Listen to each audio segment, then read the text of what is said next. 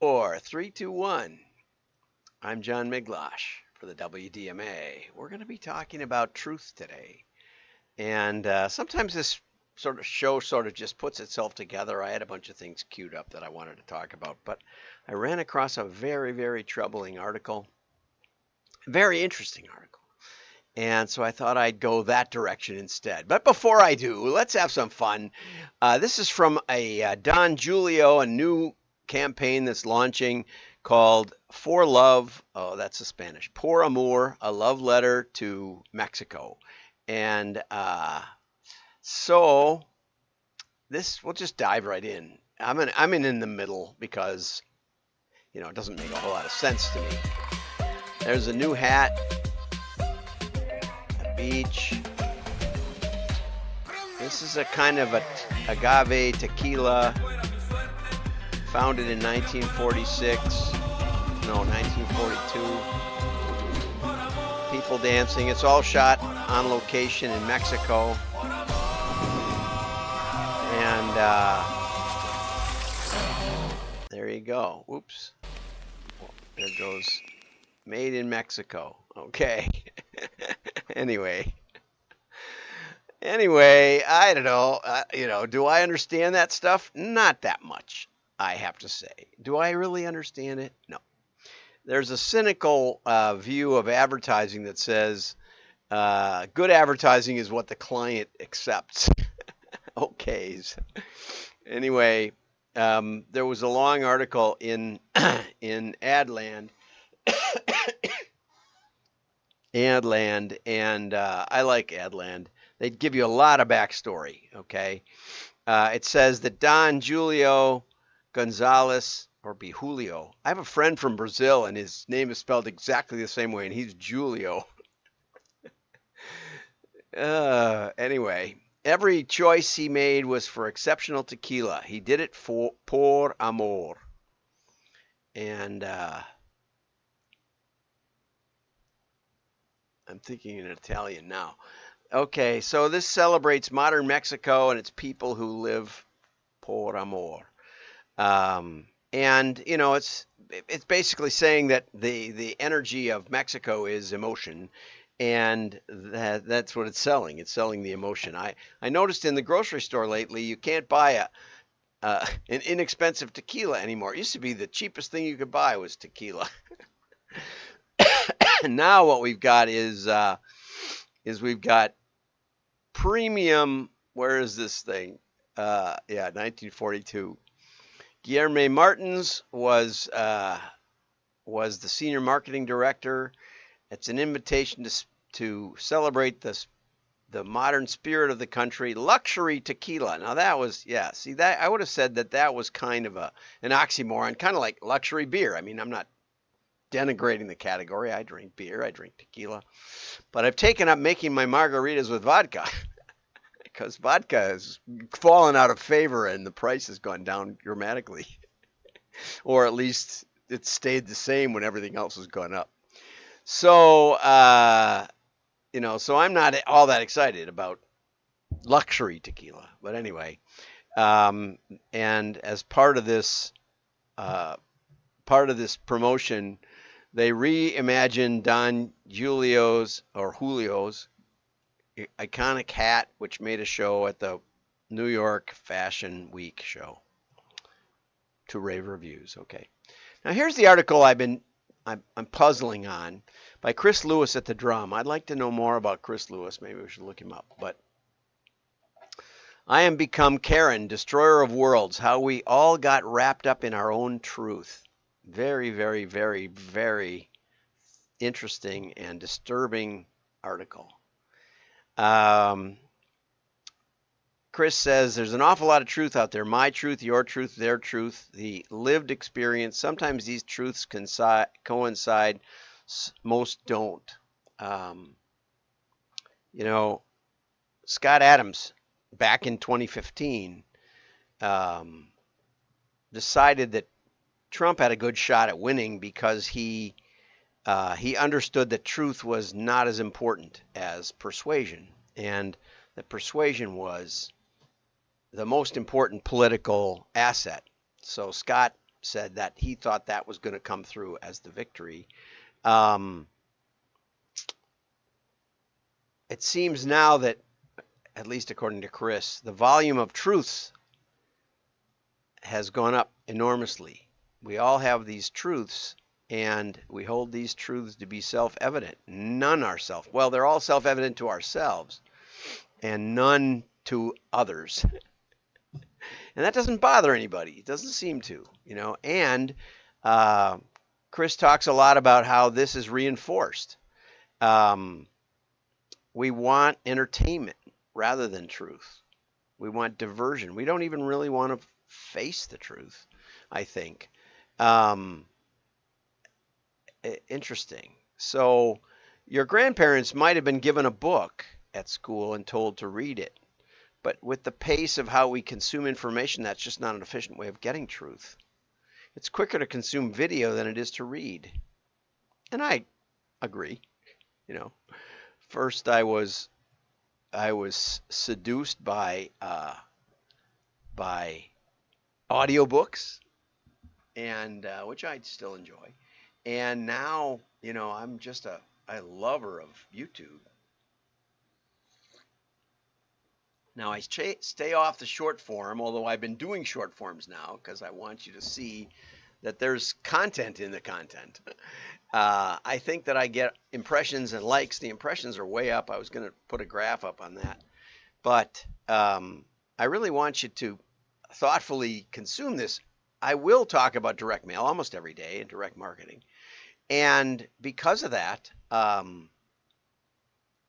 I probably will give you more on that topic than anyone else and faster than you could even search for it, because I spend more than the time of the show looking for direct marketing news. But anyway, because it's quicker to consume video, the process is that we're being fed only information that supports the point of view we already have. Now that actually is kind of a personal choice. Although in TikTok's case, where they are better at the algorithm, and I may start posting there because maybe they'll find me some people that are interested in direct mail. I don't know. I don't know if there's such a thing on TikTok. I should go investigate it.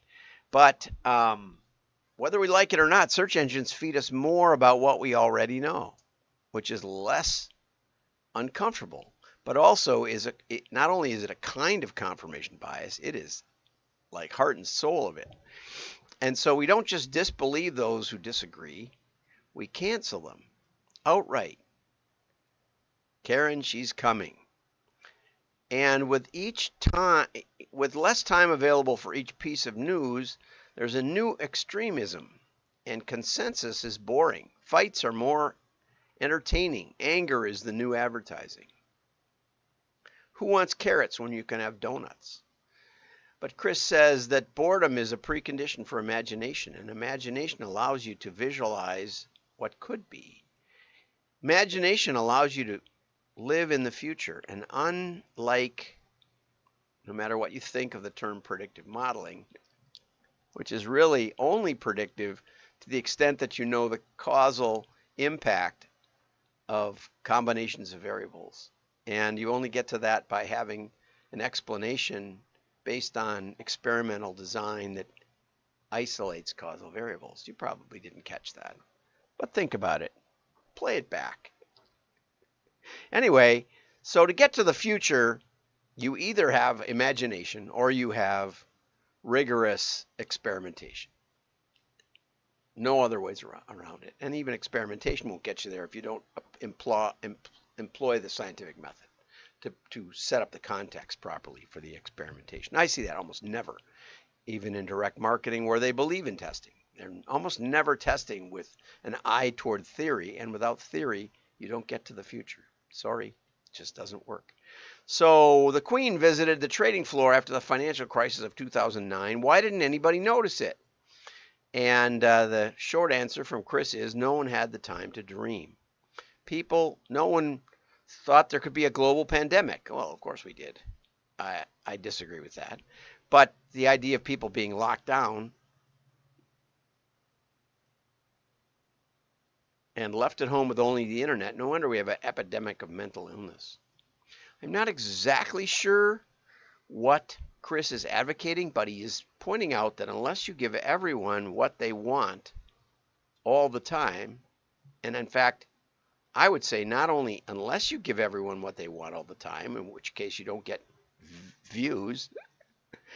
Look at my YouTube channel, 1,500 YouTube videos, and, most get a dozen views or something.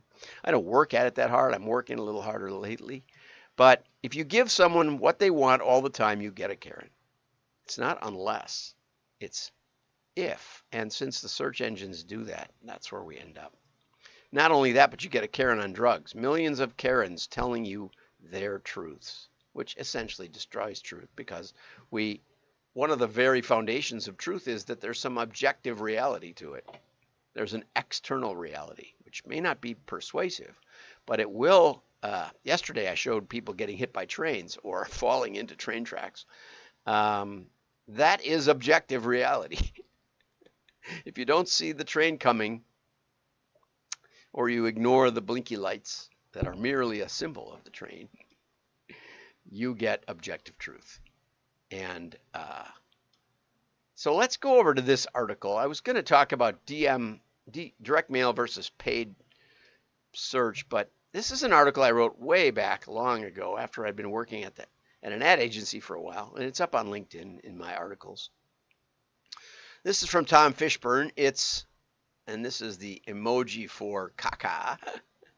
Our agency said that if we want our brand to appeal to millennials, our message has to be authentic. I underline the authentic. Okay? And that might be better advertising, I don't know, though. Our agency was pitching the Yugo account, which we declined to pitch after I drove the Yugo that we got to look at across town, and while adjusting the rearview mirror, it came off in my hand. This is a brand new Yugo. The gas cap broke in my hand. It was just not made very well. But anyway, so we just decided we didn't want to be behind it. So yesterday and the day before, I was on Delivered, which was a really, really worthwhile online webinar done by real mailers and real, mostly agency people, I'll admit, but very, very smart people. Phil Weiland was on, Bob Bly was on, Mike Gunderson, who I talk about often, was on. I would have liked to, the end of Mike's presentation was unbelievably great when he talked about his new Call Me Later. I don't think that's quite the name, but it's something like that, where people can tag an ad and ask for when the sale starts, ask it to be put on their calendar or give them their SMS or whatever on a QR code. And that can be put on a mailing piece. And I think it's a great way of sort of tricking brand advertising, especially big retailers who have sales often, into better tracking, into better matrix, into better experimentation and testing. And Mike and I are going to have to talk about that. So Mike, I hope you hear this. I'll clip it out for you maybe. Anyway, people talked about variables. They talked about profiling their customers. They talked about modeling. And but like this article suggests, not many mentioned specific variables or even specific ROI on that process. Pretty much no one ever does. And when you actually try to do it, which I've tried often, maybe thousands of models, when you try to figure out what the connection is between the percentage of mobile homes and the musician's friend catalog, it actually had a pretty good lift. And also the werewolf variable, which I won't get into.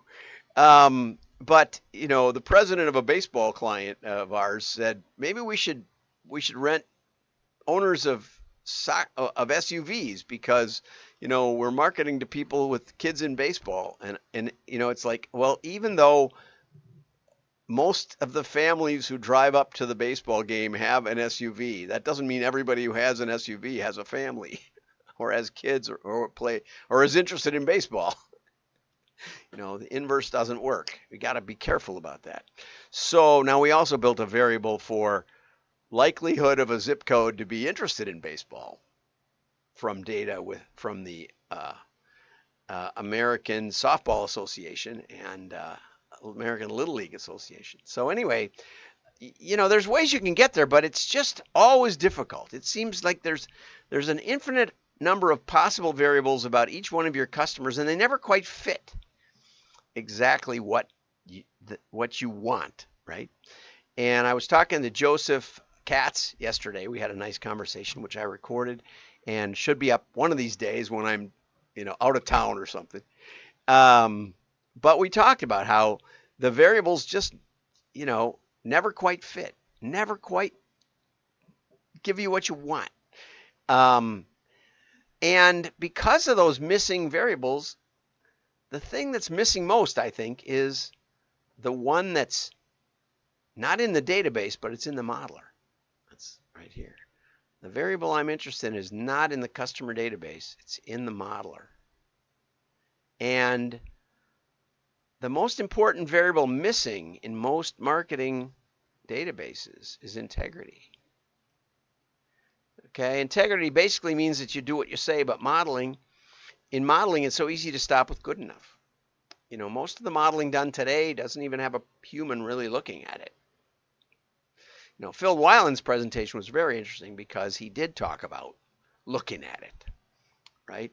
I asked in another presentation, I asked about predictive modeling, and the presenter talked about regression, which is a very, very basic form of modeling, but understandable.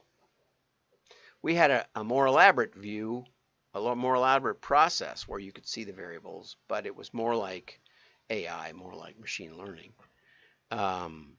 And so I could take Cabela's through Dick Cabela. He was really curious about it.